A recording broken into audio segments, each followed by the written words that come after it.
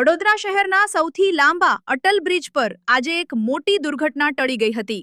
Yoga circle પાસે bridge ઉતરતી વખતે એક ખાનગી સ્કૂલ બસની અચાનક બ્રેક ફેલ થઈ જતા બસે આગળ જતી બે કારોને અડફેટે લીધી હતી। આ ટ્રિપલ અકસ્માતને પગલે બ્રિજ પર થોડીવાર માટે અફરાતફરીનો માહોલ સર્જાયો હતો। બસ ડ્રાઈવરના જણાવ્યા મુજબ બ્રિજ ઉતરતી વખતે અચાનક બ્રેક સેક સિસ્ટમમાંથી એર લીક થઈ જતા બસ પર કાબુ રાખવો મુશ્કેલ બન્યો હતો। બસ રોકવાનો પ્રયાસ છતાં આગળ જતી બે કાર સાથે ટક્કર થઈ હતી।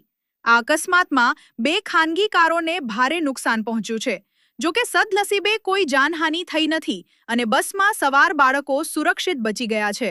અચાનક થયેલી ટક્કર અને બસ પરનો કાબુ છૂટતા બાળકો ભયભીત થઈ ગયા હતા, પરંતુ સમયસર ડ્રાઈવરની સાવચેતી અને પરિસ્થિતિ નિયંત્રણમાં આવતા કોઈ બાળકને ગંભીર ઈજા પહોંચી નથી, જે રાહતની વાત ગણાય છે। ઘટનાની જાણ થતાં જ 112 પોલીસ કાફલો સ્થળ પર દોડી આવ્યો હતો। પોલીસે ટ્રાફિક વ્યવસ્થા ફરી શરૂ કરાવી અને સ્કૂલ બસ ચાલક વિરુદ્ધ કાયદેસરની કાર્યવાહી હાથ ધરી છે। બસની ફિટનેસ, મેન્ટેનન્સ અને સલામતી નિયમો અંગે પણ તપાસ હાથ ધરાઈ શકે છે।